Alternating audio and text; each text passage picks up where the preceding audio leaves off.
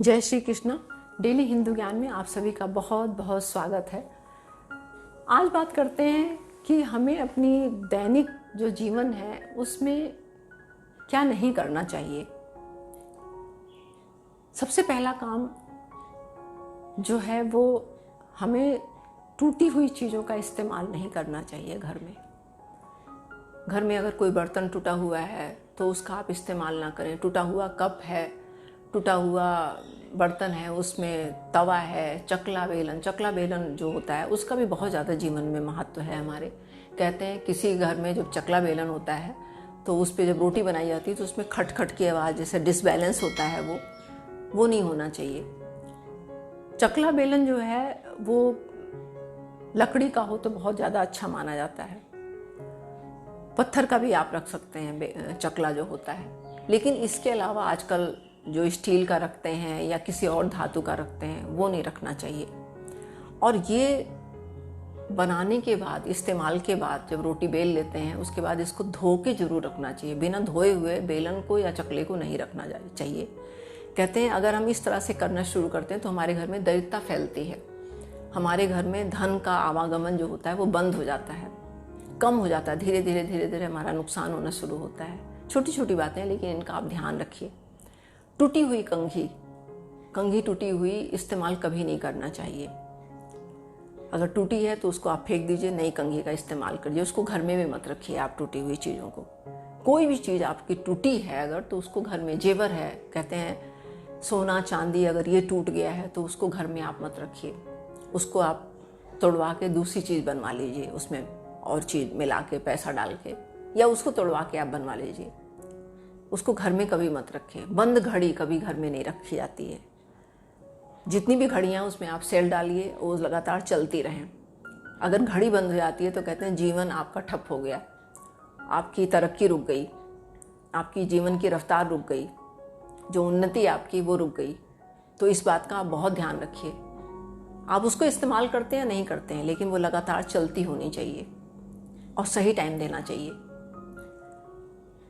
जो घड़ी है वो क्या है? समय है। और समय हमारा अच्छा बुरा कैसा होगा इसके ऊपर ये चीज़ें बहुत डिपेंड करती हैं। तो आप इन सब बातों का ध्यान रखिए। कपड़े कभी भी उल्टे तह नहीं करने चाहिए। जब हम फैलाते हैं तो अक्सर कई कपड़े ऐसे होते हैं जो उल्टे होते हैं। तो जब भी आप उसकी तह लगाएं हमेशा उल्टे कपड़े को सीधा करके लगाएं। ये छोटी बात है लेकिन शायद कुछ लोग ना जानते हों। खाना खाने से पहले हाथ तो हम धोते ही धोते हैं, लेकिन पैर को भी धोना चाहिए हमें। पैर में कुछ इस तरह की नाड़ी पाई जाती हैं, कुछ नसें ऐसी होती हैं जब इस पर हम पानी डालते हैं, जल डालते हैं तो उसका सीधा सीधा असर हमारे दिमाग पे पड़ता है।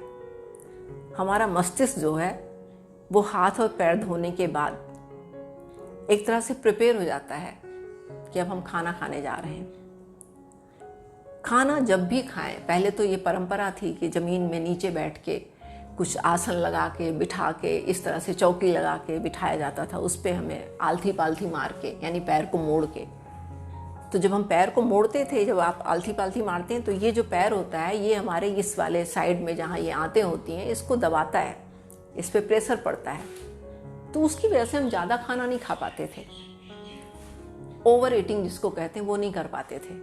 जितनी हमारे शरीर को ज़रूरत होती थी, जितनी भूख होती थी उतने खाना हम खा पाते थे, जिससे हमारा स्वास्थ्य बहुत अच्छा होता था। है ना, छोटी सी बात है लेकिन कितनी अच्छी बात थी कि एक आसन ऐसा होता था जिसमें बैठने के बाद और खाने के बाद लगातार उस आसन का हम इस्तेमाल करते थे। हम आलथी पालथी मार के ज़मीन में बैठ के खाते थे। रीढ़ की हड्डी हमारी सीधी होती थी और सीधे बैठ के हम इस तरह से खाते थे। तो जब आप इस पोज में बैठते हैं तो पेट आपका दोनों तरफ से, ये पोर्शन जो है आपका दबा होता है। आप ओवर ईटिंग कभी कर ही नहीं सकते हैं। आजकल क्या होता है, बिस्तर में बैठ के खाते हैं, कुर्सी पे हम पैर नीचे लटका के खाते हैं, बैठ के डाइनिंग टेबल पे खाते हैं। तो हमारा पोस्चर ही ऐसा हो गया कि हमें खुद नहीं पता होता है कि हमें खाना कितना खाना है। उससे क्या होता है, बैठ के खा रहे हैं, लेट के खा रहे हैं, आधे लेटे खा रहे हैं, तो मतलब ये पोस्चर ऐसा है कि उसमें हमारी जो खाने का तरीका है हमें खुद नहीं पता होता है कि हम कितना खाना है। हमें स्वाद लग रहा है, हम खाते चले जा रहे हैं, नतीजा क्या होता है कि स्वास्थ्य हमारा, जिस लिए खाना खाया जाता है स्वस्थ रहने के लिए, स्वस्थ ना रह के हम बीमार होने लगते हैं। मोटापा बढ़ जाता है, बहुत सारी बीमारियां आ जाती हैं, आप लोगों को पता ही है। तो इस बात का आप ध्यान रख सकते हैं। ऐसे सोने के तरीके ऐसे हैं कि जिस तरीके से आप सोते हैं आपके पाचन क्रिया पे उसका प्रभाव पड़ता है, क्योंकि आप 7-8 घंटा लगातार रात को सोते हैं।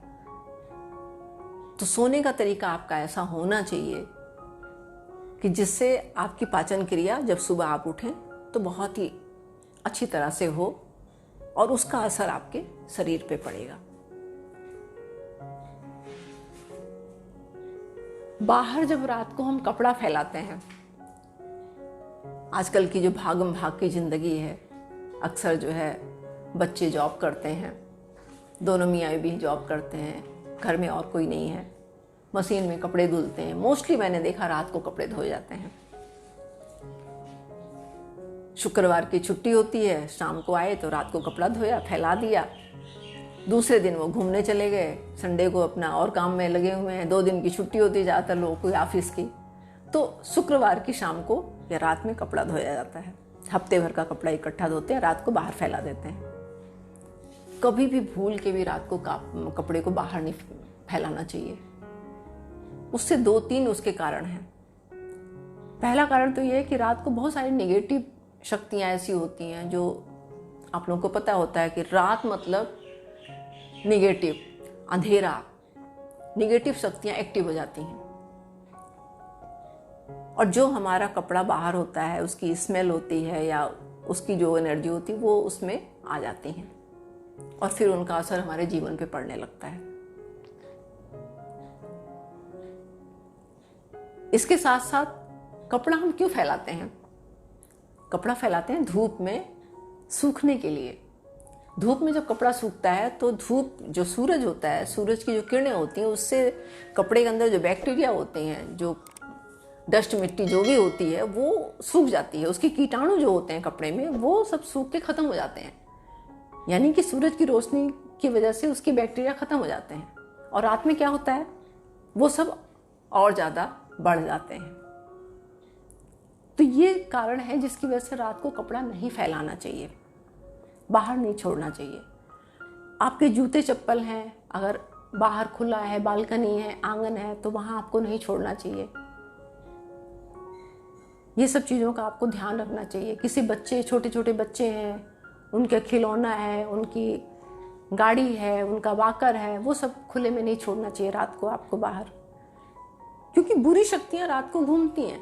तो वो इन सब चीज़ों पे ज़्यादातर उनका ध्यान चला जाता है। पहले बोलते थे ना, रात में खुले बाल करके लेडीज़ को नहीं घूमना चाहिए, परफ्यूम लगा के बाहर नहीं जाना चाहिए, इत्र वगैरह लगा के मना करते थे ना हमारे बड़े बुजुर्ग। यही कारण होता था। शमशान घाट में जाने के लिए मना करते थे लेडीज़ को। आज भी शमशान घाट में जाने के लिए मनाही है। उसके पीछे कारण यही था, क्योंकि इतनी सारी वहाँ पर लाश जलाई जाती थी, तो सब निगेटिव शक्तियाँ जो आसपास जो है आत्माएं भटकती रहती थीं, शक्तियाँ होती थीं, जो इन सब चीज़ों पे ज़्यादातर वो अटैक करती हैं। तो ये बातें आप ध्यान रखेंगे कि बाहर से जब आप आते हैं, ऑफिस से आते हैं, कहीं से आते हैं, सबसे पहले आप ऐसे नहीं कि घर में घुसे और जैसे घुसे हैं वैसे आपने बच्चे को उठा लिया या किसी चीज़ को, खाने पीने का सामान, आपको सबसे पहला काम आपको जो बताया जाता है, घर के बड़े बुजुर्ग भी बोलते हैं कि सबसे पहले आप जाइए, अपने हाथ पैर मुंह पूरा अच्छी तरह धोइए, कपड़े चेंज करिए और उसके बाद अपने हाथ पैर मुंह को धोइए। अगर गर्मी का दिन है तो नहाइए, कि जो शक्ति आपके बाहर से आई है वो खत्म हो जाए। फिर आप बच्चों को उठाइए, बच्चों के साथ खेलिए, कूदिए, अपनी दिनचर्या जो भी है करिए। तो ये छोटी छोटी बातें हैं, इन बातों का आप ध्यान रखिए कि आपको क्या नहीं करना है। मीठा खा के बाहर जब जाते हैं, खास करके रात में, या दूध दही ये सब चीज़ें जो होती, दही तो नहीं होता है, दही तो खट्टी होती है, इसलिए दही में ऐसा नहीं होता है, लेकिन मिठाई वगैरह जो होती है, इलायची है, मिठाई है, सुगंधित चीज़ों पे ज़्यादा अटैक होता है। तो इन बातों का ध्यान रखिए, क्योंकि नेगेटिव पॉजिटिव दोनों शक्तियाँ आसपास घूमती रहती हैं। जिसको हम आकर्षित करते हैं वो शक्ति हमारे पास जुड़ जाती है और उसका फल भी हमें मिलता है। तो हमें हमेशा पॉजिटिव शक्तियों को इनवाइट करना है। घर को रात को हम देखिए अपने दरवाजे खिड़की सब बंद करते हैं, सुबह उठ के सारा सफाई करते हैं। उसके पीछे कारण यही है कि हमारी नेगेटिविटी जो घर की है वो ख़त्म हो।